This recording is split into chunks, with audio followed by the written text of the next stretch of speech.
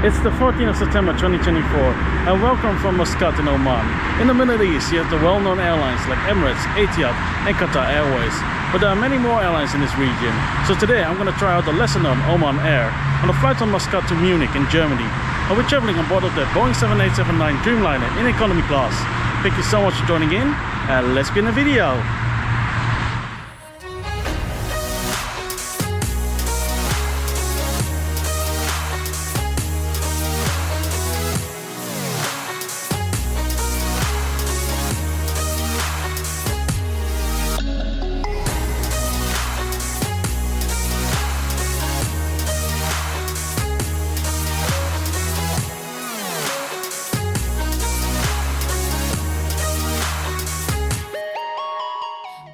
The Sultanate of Oman is not a well-known destination in the Middle East, but it has certainly a lot to offer. With just a short flight from Dubai or Abu Dhabi, Oman feels very different and more traditional. It has a rich culture and history, which the Omani government preserve as much as possible. The country is modern, but above all very safe to explore. Your average souk visit in the Middle East, for example, can be very unpleasant, with pushy merchants, but not here in Oman. You can just stroll around and take your time to browse. The people here are very hospitable, friendly and respectful. After a short taxi ride from a hotel, I arrive at the Muscat International Airport. You can take an infrequent bus to the airport as well, but the most practical way is by taxi. Download the ODtaxi app as Uber or Bolt does not operate in this country. This local version of the ride-hailing app ensures you affordable rides to explore the city. There is a catch though. If going for the cheapest car, they can't pick you up from luxury 5-star hotels. Instead, you have to walk away for a bit before the cheaper car options will show up. My ride to the airport costed us 3 Omani Rial, which is roughly €7.50. Check-in at Muscat Airport is really straightforward, as it isn't very big. This mid-sized airport is the home of Oman Air. They have a modest network in the region, and to Europe, Africa and Asia with a big focus on India. I'm flying back home to Amsterdam via Munich, with the final leg on Lufthansa. After passport control and security check, you'll be met with a lot of shops to explore. These are your typical duty-free items, but there are some local souvenirs and products as well, so it's worth to browse around. If you want to have Wi-Fi, you should head for these machines to get a code by scanning your passport. However, mine didn't work like many others who tried, so I gave up and explored the shops for a bit. They also have some artifacts from the past on display here, and behind the shops you'll find the food court area. The options are decent and affordable for a mid-sized airport, and I went for KFC. My menu consisted of a chicken rice bowl with the choice of your drink for just 350 Rial, which equals €8.70. Not bad at all for an airport meal. Quality wise, it's your average KFC, so nothing worth noting, but it fills your stomach. What I do love about this food court is that you could pay part cash and part card, meaning I could get rid of my leftover cash. Water tap points can be found at the airport as well. Always handy to have, although filling your bottle could be challenging. If you have a long layover here, there's also an airside hotel available.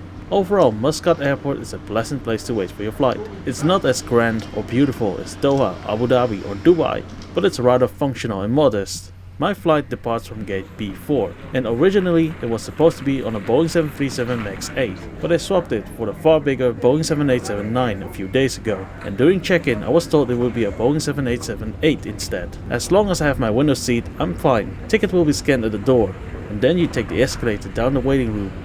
Once it is ready to board, they will let priority, business class and frequent flyers with status passengers board first, and then we followed.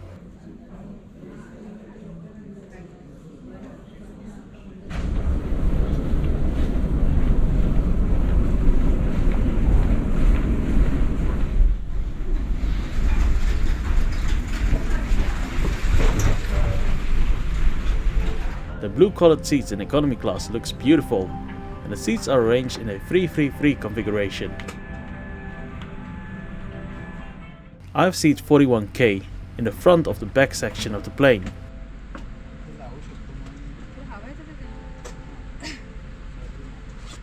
And waiting at your seat is a pillow with single-use cover and a blanket. The headrest can be adjusted on the side, and also up if you apply enough force, which I didn't succeed with just one hand.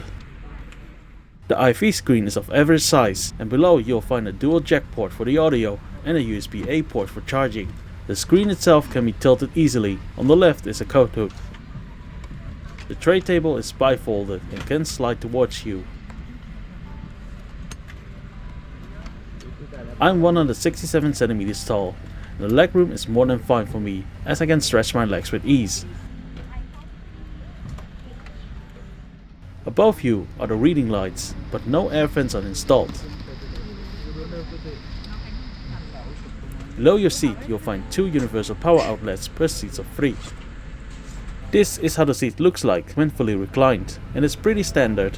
I got the whole row to myself as this flight was far from full. Occupancy rate for economy class was just roughly 25%. There is no better way flying in economy than having the whole row to yourself. After boarding was completed, the cabin crew handed out earphones for those who needed one. These are your standard single-use in-ear phones, so don't expect much of them. It's always better to take your own anyways. We are ready for pushback. This daytime flight to Germany will be 6 hours and 20 minutes.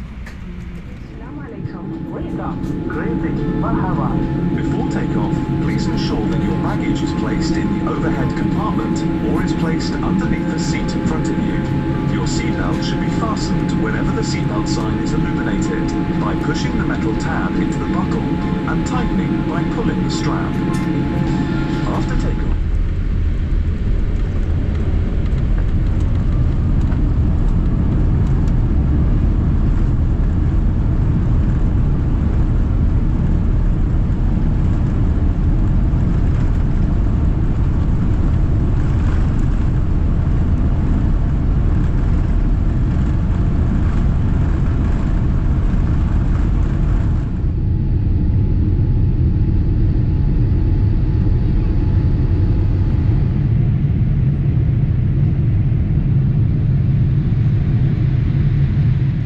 After a beautiful departure from Muscat, the seatbelt sign went off and the crew prepared to start service.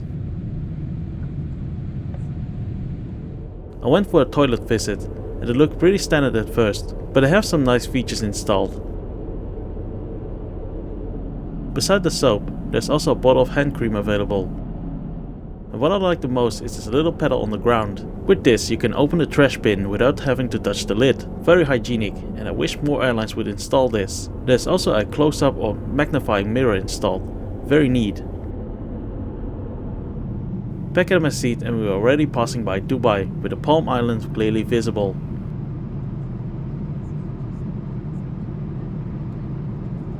Service starts with a pack of crisps and a choice of your drink, in which I went for a Coke. What a great way to start your meal service. I often see this as a welcome aboard gesture, or something similar to a welcome drink you get at some hotels. You can settle in, have a drink and something to snack on, while the main meal service is being prepared.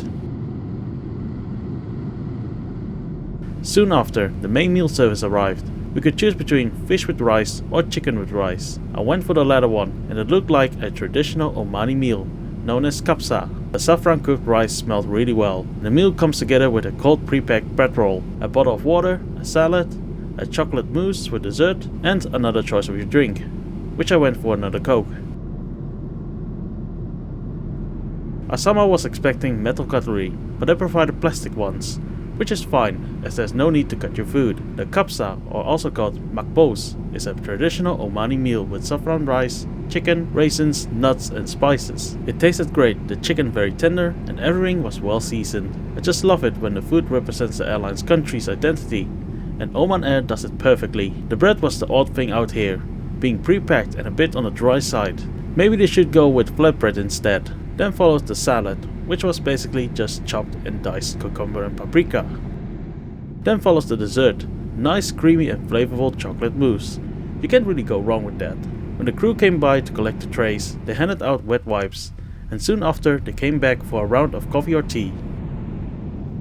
I went for a cup of tea, and I'm fully satisfied with their meal service. Despite the dry bread missing the butter, and the salad with no dressing or oil, I think this is still a very decent meal. The bread part can be definitely improved, but I'm not sure about the salad. Thing is, for those who travel to the Middle East, you know that in cheaper restaurants, if they serve you a salad as a side dish, it is usually just chopped veggies without anything. You do have salads that are with olive oil and lemon juice. I just don't know what locals prefer, because in this region food is usually on the drier side than oily. But for foreigners I think it would be an improvement if the salad is seasoned. Now over to the entertainment department. Wi-Fi is available on this flight for a small fee. It might seem reasonable priced, but the MB and time limitation is really what kills it in my opinion. I mean 40 MB with 3-hour time limit for 29 American dollars? I would consume that just in under 30 seconds. So yeah, I'm passing. Now to the IFE screen, which is for free of course. The selection is pretty wide, as in you have a lot of categories to choose from. Each category doesn't have many options, so you have a bit of everything. And what really stands out here is that you have movies from almost every country in the world. I mean, look at this. The Indian selection is so big, but you can also find African movies, and the Asian selection is even split per country. This amazes me even more due to the fact that Oman Air doesn't even fly to all these countries. You can watch Korean and Japanese movies while they don't even fly there themselves. As amazing as this sounds, there wasn't really anything for me on their entertainment menu, but I appreciate their effort for bringing in as much variety as possible.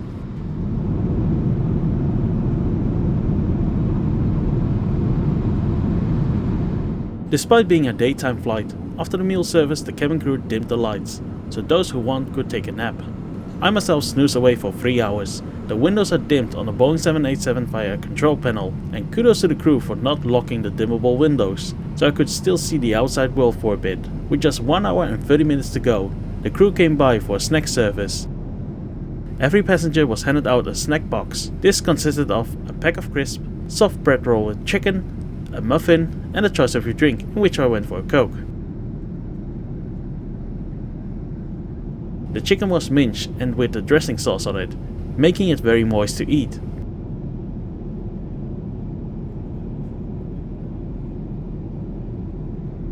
The muffin was very moist as well and tasty.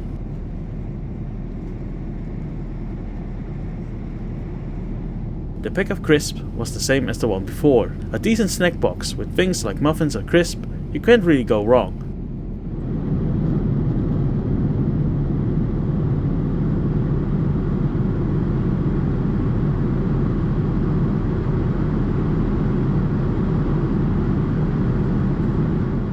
The aircraft will soon begin its descent into Munich Franz Josef Strauss Airport.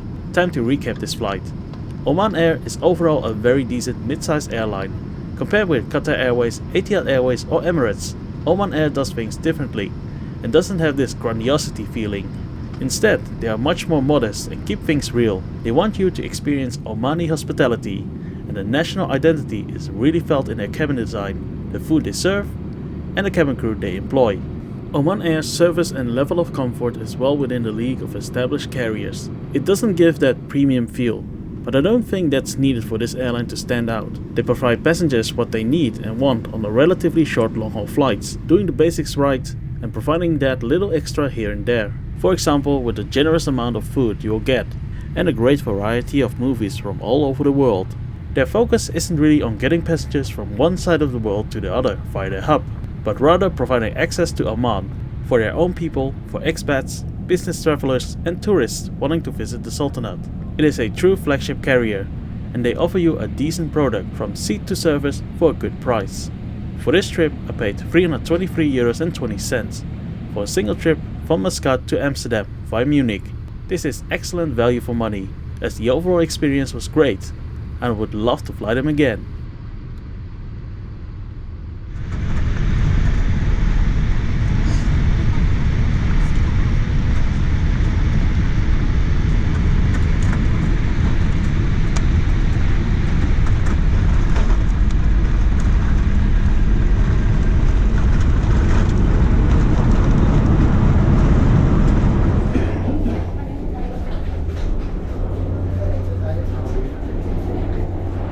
And that was Oman Air from Muscat to Munich.